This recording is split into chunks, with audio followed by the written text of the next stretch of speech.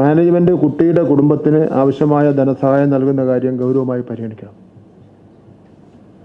സ്വന്തം വീടില്ല, ഒരു സെൻറ്റോ അങ്ങനെ ഒരു സ്ഥലം മാത്രമേ ഉള്ളൂ.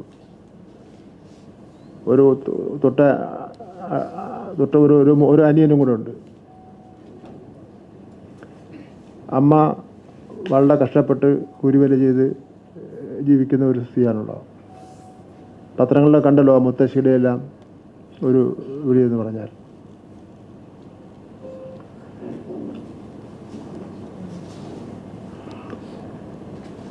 KER അധ്യായം 3 റൂൾ 7 പ്രകാരം മാനേജ്മെൻറ്റിനെതിരെ നടപടിയെടുക്കുവാൻ പൊതുവിദ്യാഭ്യാസ വകുപ്പിന് അധികാരമുണ്ട്.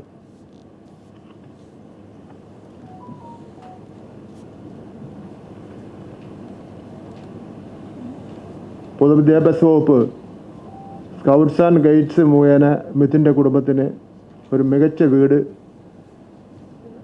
നിർമ്മിച്ചു കൊടുക്കും. സ്ഥല സൗകര്യം കൂടെ നോക്കിയിട്ട് ഇളയ കുട്ടിക്ക് 12ാം ക്ലാസ് വരെ പരീക്ഷാ ഫീസ് അടക്കമുള്ള കാര്യങ്ങൾ ഒഴിവാക്കി വിദ്യാഭ്യാസ വകുപ്പ് ഉത്തരവ് കൊടുക്കും.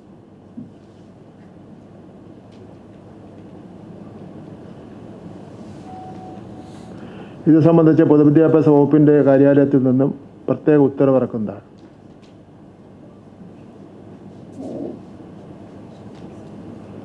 പൊതുവിദ്യാഭ്യാസ വകുപ്പിൻ്റെ PD അക്കൗണ്ടിൽ നിന്നും മിഥുൻ്റെ കുടുംബത്തിന് അടിയന്തര സഹായമെന്ന നിലയിൽ 3 ലക്ഷം രൂപ നൽകും. ബഹുമാനപ്പെട്ട മുഖ്യമന്ത്രി ഡൽഹിയിലാണ്. വന്ന ശേഷം ആലോചിച്ച ശേഷം കൂടുതൽ സഹായങ്ങൾ ചെയ്യുന്നതിനെ സംബന്ധിച്ചിടത്തോളം സാധാരണഗതിയിൽ ആലോചിക്കുന്ന പോലുള്ള ആലോചന ഉണ്ടാവും. ഇതിനൊരു മുന്തിയ പരിഗണന കൊടുത്തുകൊണ്ടുള്ള ഒരു ആലോചന തന്നെ ആയിരിക്കും ഉണ്ടാവുന്നത്.